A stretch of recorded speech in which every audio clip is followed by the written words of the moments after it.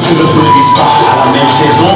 mais celui que tu avais planté mon âme a maintenant produit l'espoir de tout peuple. Ils seront chez en 2023.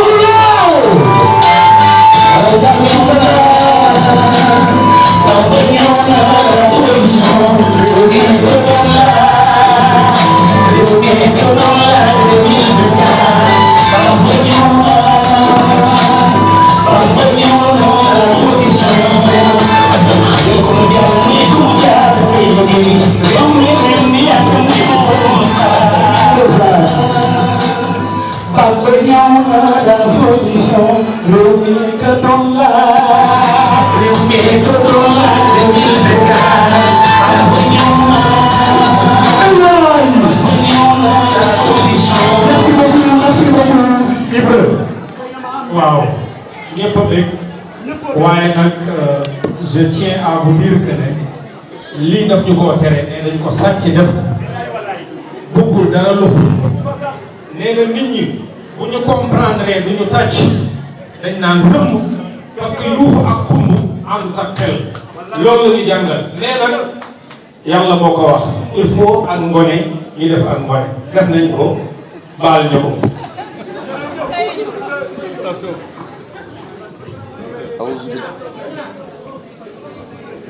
أعوذ بالله من الشيطان الرجيم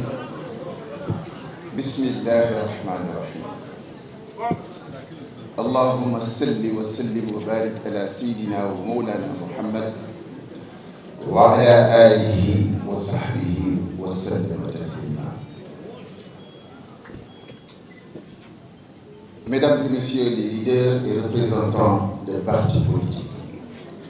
Mesdames et messieurs les ministres, députés, maires et membres des exécutifs locaux, Mesdames et messieurs les membres du patronat, Mesdames et messieurs les membres des organisations de la société civile, Mesdames et messieurs les militants, délégués et responsables du FSDJ, Mesdames et messieurs les journalistes et amis de la presse, distingués invités, mes très chers concitoyens. Vous êtes ici aujourd'hui,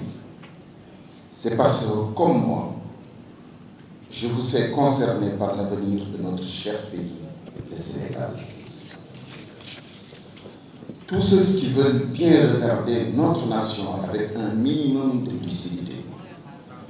conviendront aisément qu'elle traverse une crise multiforme. Qu'il s'agisse de nos institutions sans cesse remises en cause, de notre jeunesse qui s'offre aux océans en désespoir de cause, du climat politique qui rappelle les heures les plus sombres de notre histoire, ou encore des déséquilibres sociaux qui creusent davantage les inégalités de jour en jour. Le Sénégal, notre pays, se retrouve encore une fois, de mon point de vue, à la croisée des chemins. Si vous ajoutez à cela le contexte géopolitique sous-régional et international, il me paraît alors évident qu'aujourd'hui, plus que tout autre moment, nous avons rendez-vous avec notre destin. Nous avons un pays très politique, trop politique, diront certains, et à juste titre. Je fais partie de ceux qui considèrent que malgré tout, c'est une chance que le pouvoir politique ait encore une prise sur le devenir de notre nation. Car les alternatives ne sont guère reluisantes et tout ce qui se passe tous les jours, partout autour de nous, me conforte dans cette idée. J'ai toujours cru en la politique et je continue d'y croire. Pour la simple et bonne raison que je refuse la description péjorative qu'on en fait et que beaucoup d'actes d'hommes et de femmes viennent malheureusement corroborer. La politique, mesdames et messieurs, ce n'est pas ce que les autres en font, mais plutôt ce qu'on a choisi d'en faire. Me concernant, Depuis plus de 25 ans que j'ai fait le choix de l'engagement, je pense avoir le privilège de pouvoir me retourner sur mon parcours sans rougir d'avoir trahi mes engagements, vécu sur le dos de mes compatriotes ou agi contre mes principes. Ça ne veut pas nécessairement dire un parcours linéaire ou sans anicroche,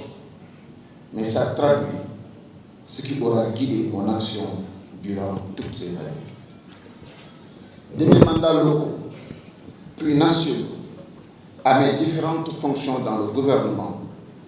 j'ai servi mon pays avec efficacité, honneur et dignité.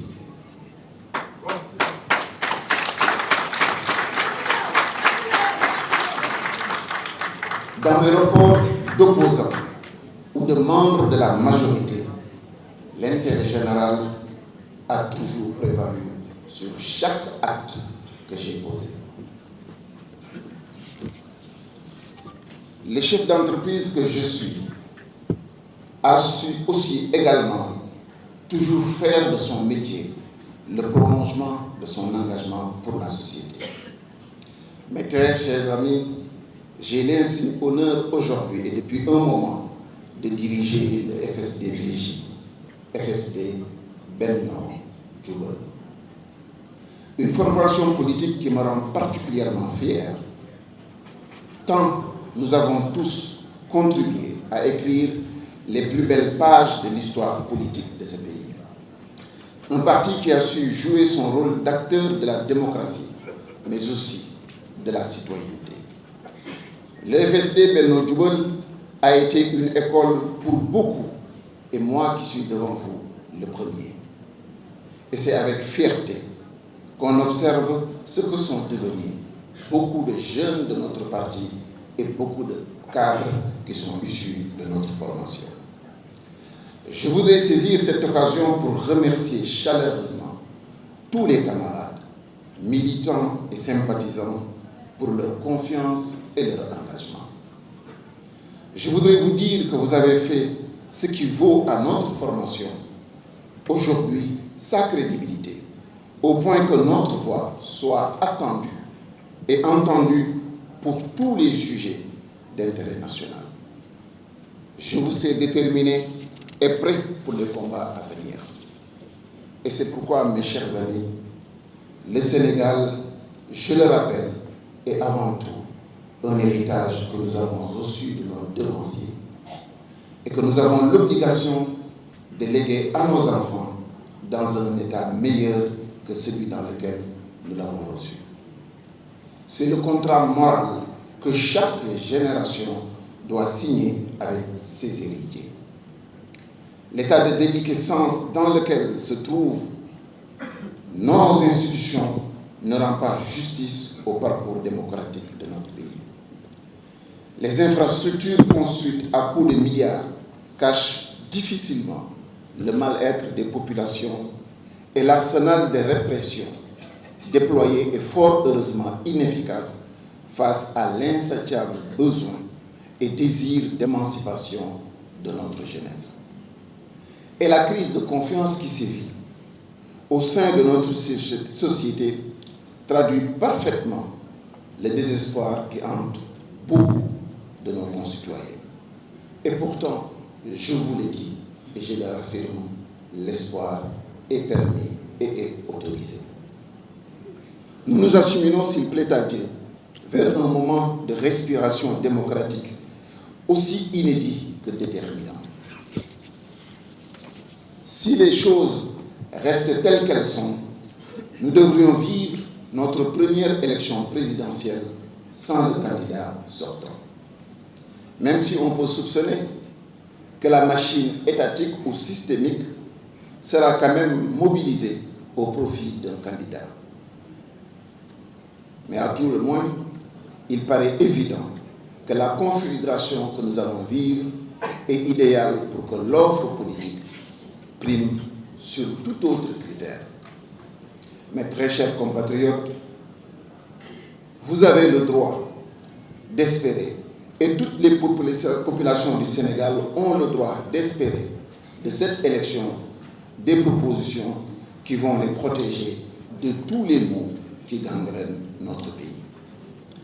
La question des institutions devra être débattue et tranchée, une bonne fois pour toutes. L'hypertrophie du pouvoir exécutif devra être corrigée au profit du législatif et du judiciaire. Et la question de l'indépendance de la justice devra être sur la table. Pas comme si on le fait d'habitude avec des formules inopérantes autour de la rupture du lien de subordination entre le ministère de la Justice et le parquet, mais autour de vraies propositions qui prennent en compte la double nécessité de l'indépendance et de la légitimité populaire des magistrats. Cela dit, il nous faudra en finir avec la judiciarisation de l'espace politique et la politisation de l'agenda judiciaire. Il est insupportable que l'on puisse ne serait-ce que soupçonner la main de l'exécutif derrière les affaires qui concernent les acteurs politiques. Nous ne pourrons pas non plus faire l'économie d'un débat sur le rapport que nous entretenons avec nos forces de l'ordre. Il s'agira de prendre le temps de redéfinir leur rôle dans une société plus juste, plus transparente, plus soucieuse de la sécurité de chaque citoyen, afin de ne pas les exposer aux décisions politiciennes si souvent décriées. La question de nos ressources naturelles et de toutes nos ressources ne saura être en reste. Il s'agira même d'une question majeure pour l'échéance à venir, tant il est certain que différents groupes d'intérêt tenteront d'influer sur les résultats de cette élection pour les raisons que vous savez tous. Des indépendances à nos jours, nous ne savons pas par quel type de Sénégalais nous sommes et que nous avons voulu construire. Il est urgent aujourd'hui que nous puissions nous poser la question: qui voulons-nous être pour quel pays? Je veux la religion de l'éducation, une tâche qui fera que nos enfants seront l'ultra-priorité de notre pays. Pour les éduquer, pour les former, pour les encadrer, pour les aider, pour les amener à avoir un emploi décent et aujourd'hui à pouvoir être les relais de parents qui ont tant subi des indépendances à nos jours.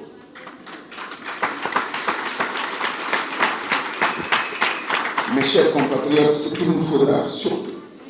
c'est rétablir en plus de la confiance et de l'espoir l'égalité des chances de tous les Sénégalais.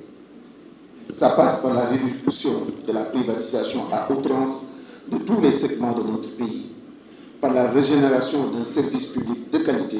et surtout par une politique fiscale qui incite les plus riches à contribuer au même titre que tous les citoyens et de manière proportionnelle. Observez, mes chers amis, et donnez-moi un seul secteur de notre pays où il ne faille pas payer plus cher pour recevoir un meilleur service, y compris dans les services aussi régaliens que l'éducation ou la santé. C'est un impératif pour notre vivre ensemble que de faire en sorte que l'enfant de Guelda, où est né mon père, puisse avoir les mêmes chances que l'enfant de Mermoz, du Port ou des Almadies. Nous avons des chantiers énormes, identifiés de longue date, dont pourtant nous n'arrivons pas à voir le bout par le manque de volonté politique et d'esprit de sacrifice. Il va de soi que l'esprit qui est omnibulé par la prochaine élection sera difficilement efficace pour résorber le chômage de masse, notamment par une industrialisation, même légère, et pour atteindre des objectifs vitaux tels que l'autosuffisance alimentaire. Il nous faudra aussi tenir un débat sur l'équité territoriale, la décentralisation et l'aménagement du territoire. L'économie ne saurait être en reste avec notamment une politique monétaire à débattre et des choix d'investissement plus efficients, plus efficaces et plus conformes avec nos priorités. Mes chers amis, il s'agit là d'autant de sujets pour lesquels nos concitoyens devront se déterminer lors de la prochaine échéance pour mieux dessiner les contours d'un avenir qui, sans nul doute, sera radieux. Il se trouve que pour chacun de ces sujets et pour bien d'autres, la formation politique que j'ai l'honneur de diriger, le FSD/BJ, par ma voix notamment, dispose de propositions singulières et concrètes qui méritent d'être portées à l'attention des Sénégalais. C'est la raison pour laquelle, avec l'onction de mon parti, le soutien de mes amis et de ma famille, et en toute responsabilité, j'ai décidé d'être candidat à la prochaine élection présidentielle.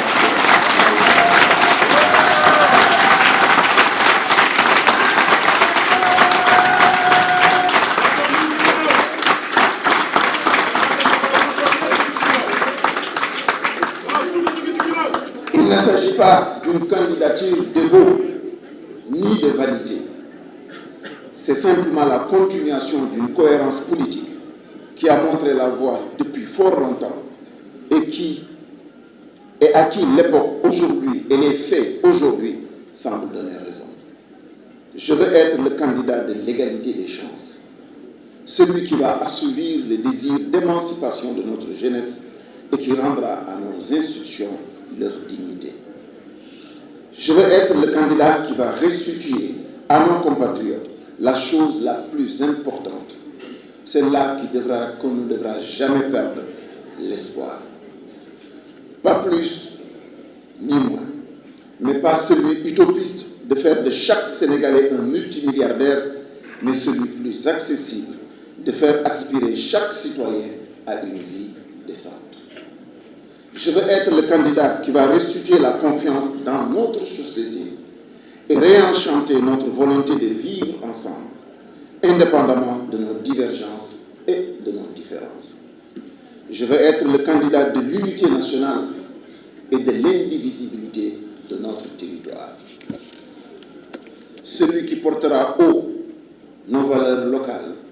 et revendiquera fortement notre héritage culturel-religieux. Celui qui, bien que porté par un parti et une coalition, aura, pour la circonstance, pour partie, le Sénégal et voudra voir les 18 millions de Sénégalais, au-delà de toute considération, au-delà de tout esprit partisan, regarder, ému par le seul besoin de lutter pour le Sénégal, de recréer l'envie et la volonté de grandir et de prospérer dans notre pays. Je veux être le candidat du citoyen de Saint-Louis, ma ville natale, de Matam, de Abdoulaye Sy, de Kédougou, de Thiès, de Tambacounda, de Ziguinchor, de Kaolack, de Mbour, de Dakar, des banlieues, de tous les hameaux et villages du Sénégal. Je veux être ce candidat-là qu'on a attendu depuis 1960. Un candidat ancré sur les valeurs sénégalaises. Un candidat qui est libre. Un candidat dont le parcours témoigne de la solidité de ses convictions. Un candidat qui a toujours été présent chaque fois que le Sénégal a eu besoin de lui. Un candidat d'honneur, un candidat de dignité, mais surtout un candidat qui va respecter ses engagements et sa parole.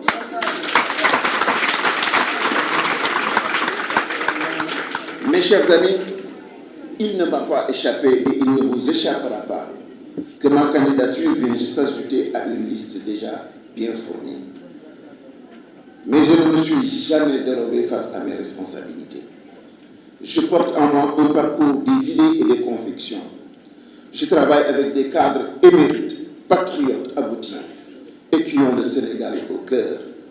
Et je dirige une formation politique dont la voix compte et porte dans notre cher pays. Nous disposons d'une offre politique renouvelée malgré un corpus idéologique intact depuis plusieurs années et qui semble aujourd'hui plus que jamais collé à l'aspiration de nos concitoyens. Il ne nous sera jamais pardonné de priver le Sénégal de la possibilité d'avoir un candidat de la trempe de Cheikh Bamba. Et c'est pourquoi, mes chers amis, je vous donne rendez-vous dès demain sur le terrain pour entamer le travail qui, je l'espère, nous mènera à la victoire finale. Je prie Allah subhanahu wa ta'ala pour qu'il préserve notre pays, notre héritage, notre patrimoine, notre terre, le Sénégal.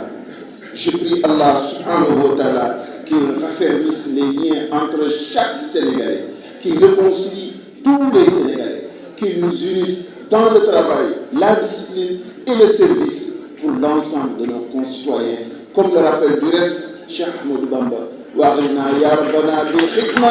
lil muslimina abadan. Je prie également, parce que la condition et les circonstances sont difficiles, pour tous nos compatriotes qui ont perdu la vie dans tous les événements de ces derniers jours. Et je suis totalement solidaire avec ceux qui sont aujourd'hui dans les lignes de la détention pour des convictions politiques et des convictions fortes pour le pays. J'ai une pensée, même si je ne suis plus de Yewwi Askan Wi, j'ai une pensée pour mon ami Ousmane Sonko. Et je demeure convaincu qu'un véritable dialogue inclusif aurait pu éviter ce scénario catastrophe qui ne grandit personne. Car l'inclusion, la vraie,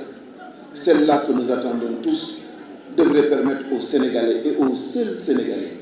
détenteurs de la souveraineté, de décider en toute liberté qui parmi les millions de Sénégalais est apte ou non à présider aux destinées de la nation. C'est ça la démocratie et pas autre chose.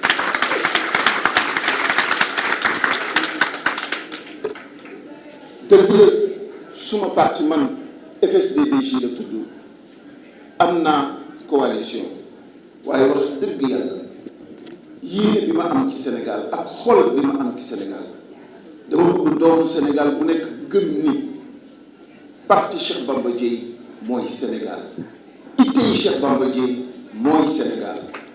coonay Cheikh Bamba Dièye dara lu dul sàkki pexe yu dagal ngir jariñ yëkkati yokk yaatal xéewal boo xamee ni bu wàccee ñun ñëpp dinañ ko bokk ba doom yi ndey yi baay yi rakk yi mag yi ñëpp gis ci seen bopp te ñëpp yëpp ni fonk nañ leen te ñëpp yëpp ni am nañu itte si ñoom. sama sëriñ bu baax boobu di suñu xalif yàlla na yàlla bàyyi suñu kanam bu yàgg yàgg day wax ju am solo ci lépp lu mu sumb mu Cheikh Moustapha Bachir day wax mbokki taalibe yi bu mu laal suuf. kon yéen samay mbokk yéen samay militants yéen doomu Sénégal yi xam leen ni bis bu ngeen ma joxee seen réew mi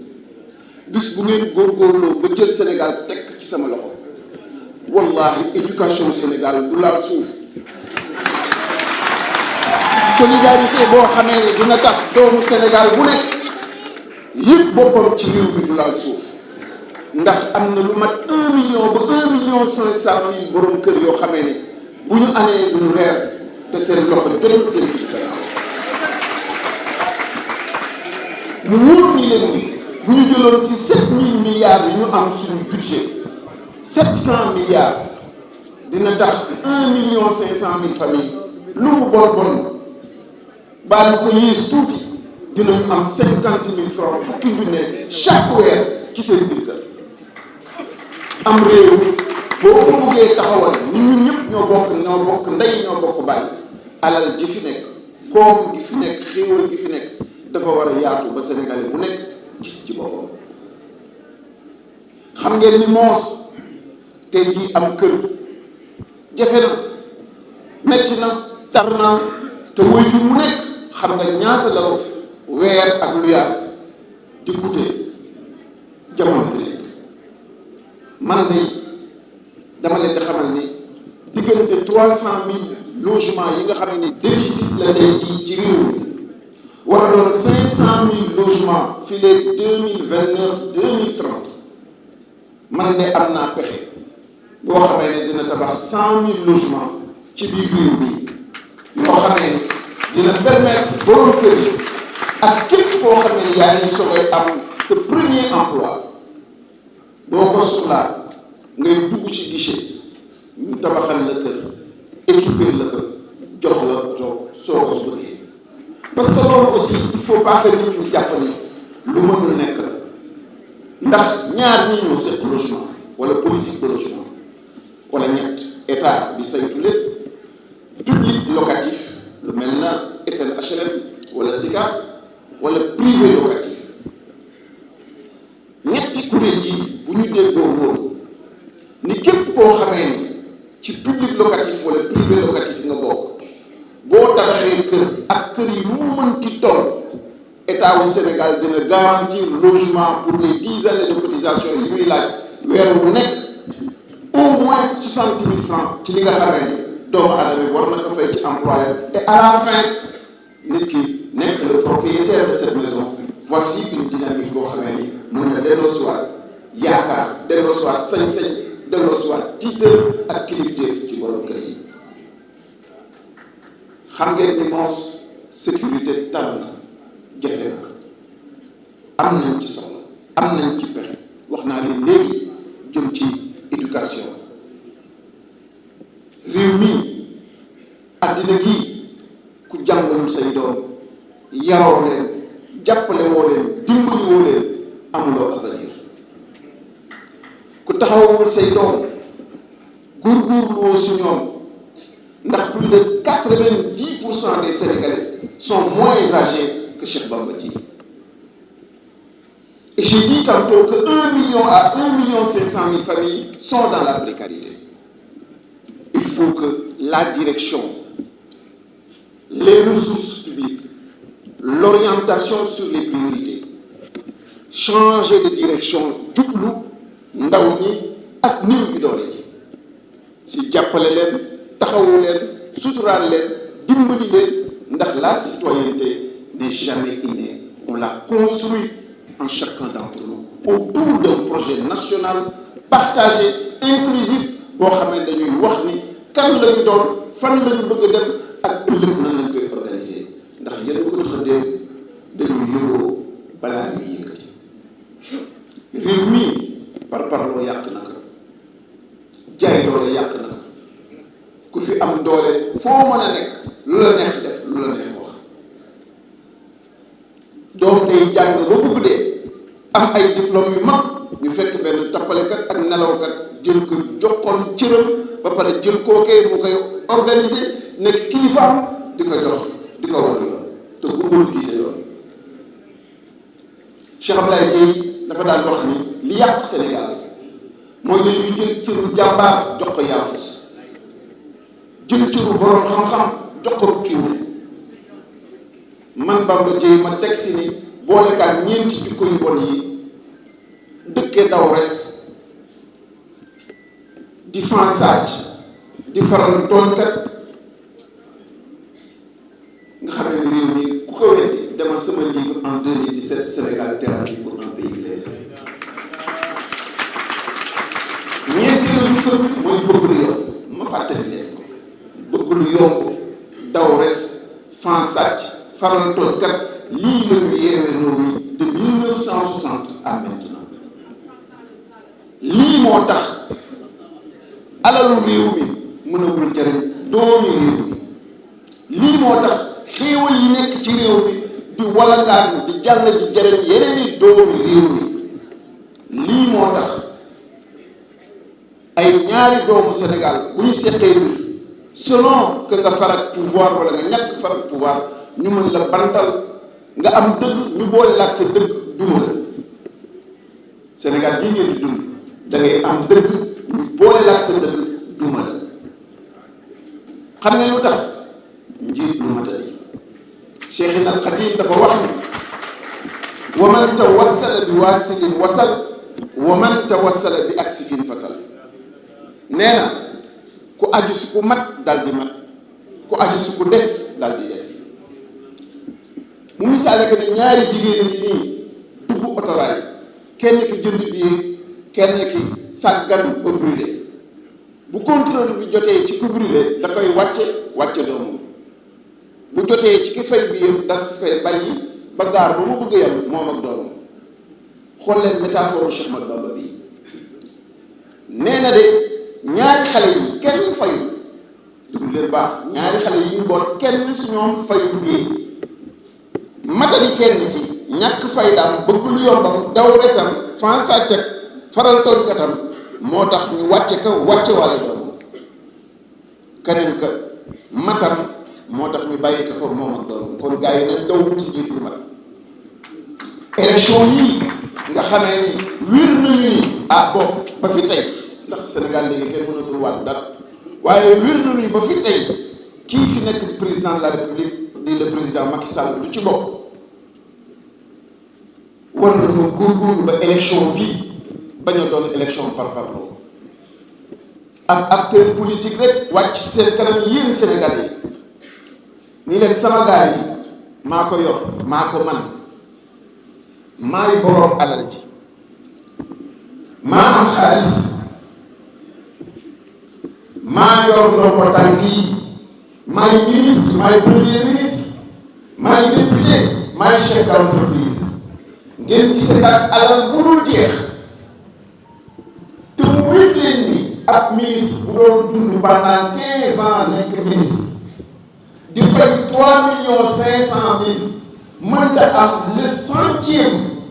si li nga xam ne moom la gars yi di leen wan matin midi soir ci seen kanam ci seen suufu bët te ku la sàcc jàpp na la ku la sàcc du la liggéeyal ku la sàcc du la dimbali ku la sàcc du samp dëgg ci sa réew ku la sàcc amul la njëriñ ndax respecté wu la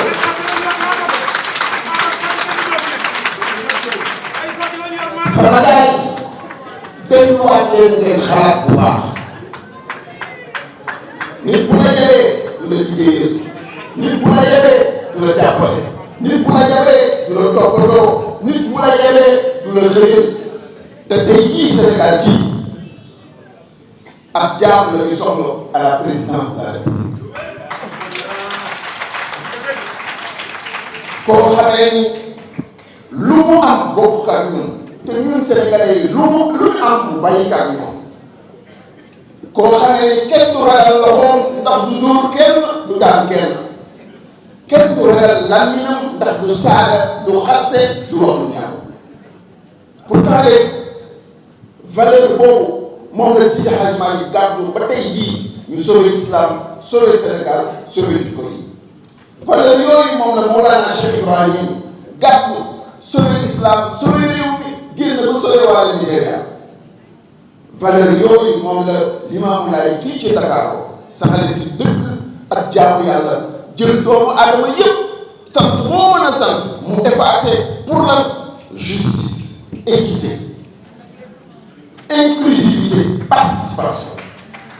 Serigne Touba ñu wax ni nit ku nekk war nga xam li nga moomal sa bopp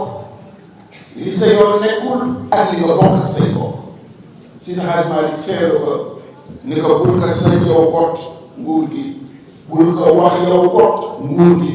bul ko man yow kot nguur gi nous sommes les héritiers de ces grands hommes nous sommes les héritiers de ces vrais valeurs de ces vrais chevaliers qui ont construit ce pays et font que nous sommes ce que nous sommes aujourd'hui et font que nous revendiquons notre place ñun ñooy doonay Seydi Hadji Malick ñooy doonay Cheikh Ahmadou Bamba ñooy doonay Mawlana Cheikh Ibrahim ñooy doonay Thiénaba ñooy doonay Ndiassane parce que taalibe lañu doomu taalibe di citoyen te yéene jàmm réew mi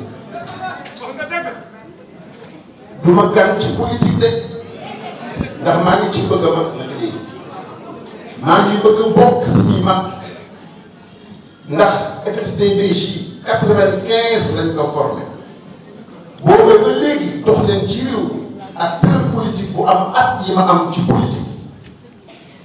dund politique ba pare te kenn dawagu ko ni ko yaa fi jël benn mètre carré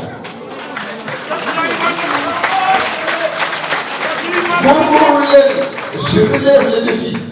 aller partout d'est en ouest du nord au sud de Saint-Louis à Kafountine de Dakar à Kédougou visiter chaque chapelle politique gis leen koo xam ne depuis 95 mi ngi ci politique te dóorewul daanewul du wax lu ñaaw du def lu ñaaw te chaque fois que réew mi am rendez-vous historique rendez-vous boo xamee ni ëllëgu réew mi mën na nekk en jeu il est toujours dans l'humilité présent est très décisif très décisif man nag damaa ñor taat bi ngësam li indaale woo man damaa ñor taat bi ngësam li indaale woo ndax ci école politique bu mag bi gën a mag ci réew mi ci fa laa génn depuis mon enfance ba ma nekkee ndaw ba léegi dama am kilifa mu may yar dans la dureté dans la discipline et la rigueur mosuma may dara Cheikh Ablaye ak a metti na mu la amoon di yare mosuma may dara parce que bis bii moo taxoon dafa mos a exigeant ci lépp lu may def ngir bis bii dafa mos a taxaw am fulla am fayda ngir bis bii ndax xamoon na ni école politique bi mu am qui est une école spirituelle comme le disait l'honorable Guirassy dafa war a nekk un terreau fertile pour l'éclosion des élites de la vie publique, de serviteurs de l'État et de serviteurs des Sénégalais. xam ngeen Cheikh Laye lan la daan di wax dafa di politique ñaar la politique bu defal ak politique bu defal nee na politique bu defal mooy ma seqal sëñ Babacar Diop mu may ma xaalis man la jariñ man la defal nee na politique bu defar mooy mu jëf dara lu sell ci réew mi loo xamee ni ki ma contre dina si jariñu ki ma bëgg dina si jariñu ki ci yoonam nekkul sax dina si jariñu et c'est cette nouvelle politique cette nouvelle vision du développement qu'il faut installer et imposer dans notre pays waaye yéen bu ngeen amulee sécurité ci seen biir kër amuleen sañ-sañu wax li ngeen gëm amuleen sañ-sañu participer ci seen réew mu mel na ni dañoo stratifier les citoyens selon le clivage selon l'appartenance ou non selon le fait qu'on est plus ou moins éloigné du centre du cercle on a tous les droits ou on n'a rien du tout ça c'est pas un état de droit loolu du Sénégal de loolu du dara te man li ma gëm mooy giñ naa ko ci màggu borom Tuubaa ni bu leen yàlla wëlbatee ba ngeen jox ma bopp fal ma doon seen président de la république wallahi bis boobee di ngeen xam ni yéex ngeen lu tax defoo leen ko woon depuis des années. nit ñaa ngi leen di wax transparence te xamuñu ko mënuñu ko jëfee nit ñaa ngi leen di wax reddition des comptes mosuñu ko jëfee ci seen dund ñu ngi ñaa ngi leen di wax la patrie avant le parti mais bokkul ci seen politique chaque propos chaque acte que je vais poser depuis ba ma tàmbalee ci politique ba fi tey jii ku ko weddi demal Ndar nga laaj leen ba may ñëw dama leen wax ni leen alal ji kenn du ko ngéntee kenn du ko caaxaane ñenn ñi dafa ni damay fo waaye dañ leen laaj ab tubaab bu si yoonam nekkul sax sàggan na di jël ci feeraayu confédéral man maa ko porté plainte chez le procureur am na fa weer yàlla ci kaso te tubaab bi kat ñoom ñoo indi seen xaalis dafa confédéral du alalu ndax ndegam alal di ñuy jox ñoom muy aide gratuite laaj intransigeant bokk si jël loo ci warul jël ma li jëntikaat yow saxantuma alalu Sénégal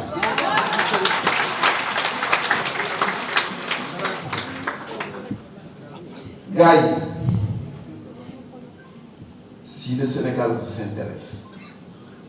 si vous voulez rompre avec le processus de déchéance politique ou politicienne li nga xamee ne moom la ñu samp depuis 1960 faites-moi confiance parce que li wér bu wóor mooy dinaa fexe ba nga xamee méritocratie mooy gouverner la République dinaa góorgóorlu sama keltalaay kattan ba doomu Sénégal donte dafa nekk Johannesburg wala mu nekk fale ci Tokyo wala mu nekk à Washington wala Los Angeles te mu am lenn lu mu mën a dimbalee Sénégal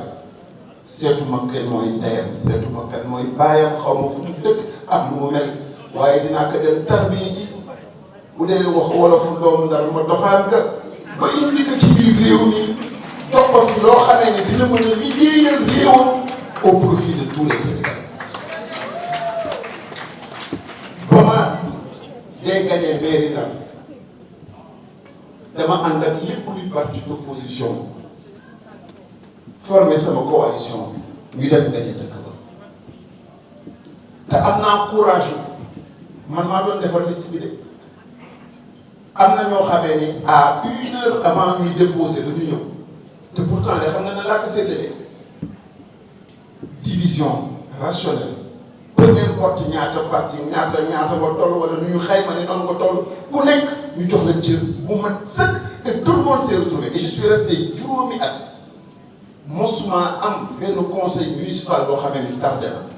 te ñu bare ca biir Ndar dañ daawoon di jaawale conseil yi bare na ñoo xamee ne dañ leen daan di jàpp ni ñii conseiller FSD/BG la ñu fekk yeneen parti yi lañu bokk xam ngeen lu koy wax waral njiit lu man njiit lu fonk doomu aadama yi xam ne lu benn mën fukk moo ko dàq xam ni as la yowoon ëllëg lépp lu fi waay def dees na ko seetaan feuiller les maires yi ba ngeen di gis ab maire boo xamee ni dina dund 5 années et quelques dans une commune te mos ta am benn mètre carré de litige foncier. J'ai été à la ville de Saint-Louis pendant 5 années yu tojul bënnul il n'y a jamais eu 1 millimètre carré de litige foncier dans la ville. yéen journalistes yi bu ngeen sax ne Ndar sore na ci yéen bi ma nekkee ministre de la communication l'aide à la presse bi nga xamee ne moo leen tere ne woon doonoon sa jamono yo 700 millions man maay le seul ministre bi nga xamee ni maa ko publié du début à la fin dans les journaux chaque organe xam ñaata nga jot ñaata la sa morom jot jusqu'au dernier franc ba ma ca noppee ba léegi kenn dikkatu danañ ko séddale kay kenn du ko xam. Voilà comment on doit se comporter avec l'argent public. Vous voulez la transparence? Je pense être l'homme qu'il vous faut. Vous voulez le développement? Je suis celui qu'il vous faut. Vous voulez un Sénégal uni? Man Cheikh Bamba Dièye mën naa leen ko liggéeyal. Vous voulez un Sénégal debout? Sénégal boo xamee ne day taxaw dab Côte d'Ivoire jot nga raw nga dab Ghana jot nga raw nga di méngalanteeg Nigéria. Je suis l'homme qu'il vous faut. Vous voulez un homme d'État qui va se sacrifier matin, midi, soir, night and day au seul profit des intérêts des millions de Sénégalais et du Sénégal. Je suis l'homme qu'il vous faut. wax naa leen que ne du ma gan ci politique jàpp naa ni bari na candidat yu fi nekk yoo xamee ni ci sama jaar-jaar jëflante kat naa ñoom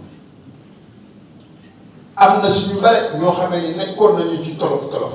yéen Sénégalais yi vous êtes témoins et vous avez vu comment je les ai accompagnés. Parfois même, et je prends à témoin l'honorable député Malick Gueye. am na ñu bari ñu defe noonu sax ci parti yooyu laa bokk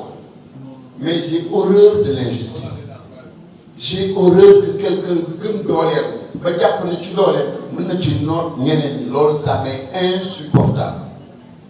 noonee laa ko defee woon ca keneen def kaa ca keneen et puis sax depuis 2007 ba ñu bëggee jël Macky Sall di ko bundu xataal à l'Assemblée nationale vous pouvez lui demander j'étais à ses côtés. En 2011 wolof nee na bari na ku lekk jën te xamuloo mool ba ko jàpp mais defe naa ni ki jàpp jënu 2012 bi mool bii moo ko jàpp ndax la ma def ci le 21 juin 2011 yéen a Sénégalais yëpp ba ñu teg ko taxaw ba affaire ba ñëwee ca élection présidentielle ba ñu imposé lii la référendance ku mu jaaxal tamit j'ai estimé devoir répondre à l'appel du président de la République si dialogue national la ma sa yóbbu woon mooy man jàmm laa bëgg mais jàmm boo xamante day lalu ci dëkk bu ñu nee Massamba ak Mademba nañu lijjanti pour ñu bokk ah bu dee réew mi dee benn ñun ñëpp ñu bokk ko ma xujja ma ñu wet ka sa côté ba war nañ ko dem jëli làqat ci comme ni ñu làqatee pour Massamba ak Mademba pour ma xujja bokk loolu bu ñu ko defoon kon amaana tey jii du ñu am problème yi ñu am mais je demeure convaincu que j'ai parlé pour le peuple sénégalais. J'ai parlé pour chacun d'entre vous. Je ne voulais pas agresser le président de la République ni lui manquer de respect et jamais je ne lui manquerai de respect. Mais j'avais estimé que le moment était suffisamment grave pour qu'on ouvre ses yeux sur l'impérieuse nécessité de parler avec les Sénégalais et d'agir dans le sens de l'intérêt des Sénégalais. Lii moo ma fa yóbbu woon lii nekk suñu kanam nag élection présidentielle la bien malin celui qui pourra dire qui sera le prochain président de la République moo tax ma leen di woo yéen doomu Sénégal yi bu fekkente ni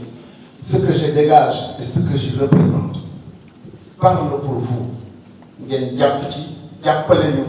pour que ñu matal parrainage yi matal yeneen taxawaay yi matal yeneen yi ba ci koppar yi matal lépp parce que un vrai candidat du Sénégal